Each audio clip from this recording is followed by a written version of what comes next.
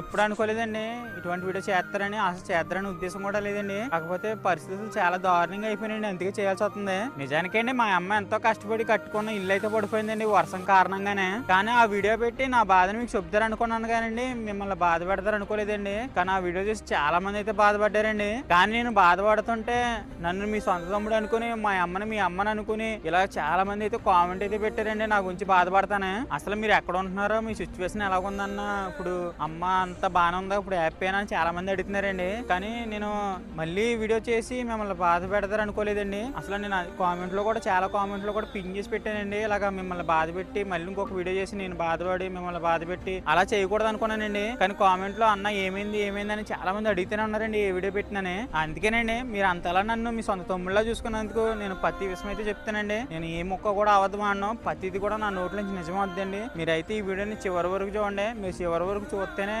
వీడియోకి అంటే ఎక్కువ మందికి రీచ్ అవుద్ది అనమాట. మీరైతే ఈ వీడియోని ఖచ్చితంగా నేను రిక్వెస్ట్ చేస్తున్నానండి, ఇది చిన్న సాయం అనుకోండి. మీరు ఈ వీడియోని చివరి వరకు చూడండి, అలాగే ఒక లైక్ కూడా కొట్టండి, అందుకే ఎక్కువ మందికి కూడా వెళ్తుంది. ఎందుకంటే షార్ట్ వీడియోస్ మిలియన్స్ లో వెళ్తే ఫుల్ వీడియో అంత మట్టికి వెళ్దండి. మీరు ఖచ్చితంగా చివరి వరకు చూస్తే ఎక్కువ మందికి చేరుతుంది. నేను ప్రతి ఒక్కరికి పేరునా చెప్పలేనండి, అందుకని ఒక వీడియో చేసి పెడుతున్నానండి. నిజానికండి ఆ ఇల్లు కరెక్ట్గా తెల్లవారుజాము 4ంటికి అయితే అడిపోయిందండి. పడిపోయేటానికి అయితే అక్కడ ఎవరు లేము మేము. ఆ దేవుడి దయ వల్ల మా ఊళ్ళకి ఎవరికి ఏం అవ్వలేదండి. కానీ అది జరుగుతాం వల్ల మా సిచ్యువేషన్ చాలా దారుణంగా తయారైందండి. కొంతమంది ఇదే బాధలు ఉంటే దీన్ని అవకాశంగా తీసుకుని ఇంకా బాధపడతారని చూస్తున్నారండి. కానీ నేను ఏం పట్టించుకోకుండా నా పని నుంచి చేసుకుంటా పోతారు అనుకున్నానండి. కానీ కామెంట్ లో మీరు ఇల్లు పడిపోయింది అదంతా అబద్ధం, తొక్క తోటకూర అది ఇది అంటున్నారండి. నాకు నచ్చలేదు, అందుకే ఈ వీడియో ఖచ్చితంగా చేస్తున్నాను. అలాగే మన వాళ్ళు అన్న ఫోన్ పే నెంబర్ ఎట్టన్నా డబ్బులు వేస్తాం, ఫోన్ పే నెంబర్ ఎట్టన్నా డబ్బులు వేస్తాం అయ్యో అని చాలా మంది అయితే రెస్పాండ్ అయితే అయ్యారండి. కానీ మీరు ఫోన్ పే నెంబర్ పెట్టినా మీ మంచి మనసు అర్థం చేసుకుని నేను నా నెంబర్ అయితే పెట్టలేదండి. ఎందుకంటే దీన్ని అవకాశం తీసుకుని ఈ సింపతి కింద గెయిన్ చేసి నేను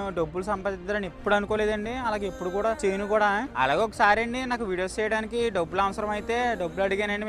మీ అందరినే డబ్బులు ఇచ్చారు, అది మీకు కూడా కొంతమందికి తెలుసు. నేను ఆ డబ్బులు కూడా రిటర్న్ కూడా వేసానండి. నేను ఆ డబ్బులు వేసిన తర్వాత మీరు ఒక వీడియో చేసి పెట్టానంటే ఎవరు పెట్టలేదండి. కానీ ఈ ప్రూఫ్స్ ఉండే నేను వేసిన డబ్బులు ప్రతి ఒక్కరికి వేసేసాను.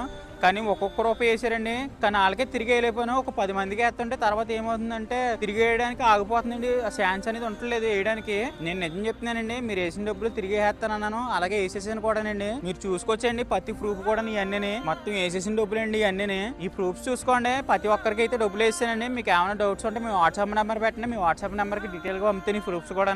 అలాగే అండి ఒక అన్నయ్య మనకి 20,000 అయితే పంపాడండి. ఇప్పుడు కాదండి, జరిగి ఇప్పుడుకో అయింది. ఎలా అంటే ఫోన్ వీడియోలు తీస్తానికి లేదంటే ఒక అన్నయ్య మనకి పేరు కూడా చెప్పొద్దు, అసలు ఏం చెప్పొద్దు అని చెప్పి అన్నీ వేసాడండి 20,000. అన్నీ ఒక్కరికి ఇవ్వలేకపోయాను నేను.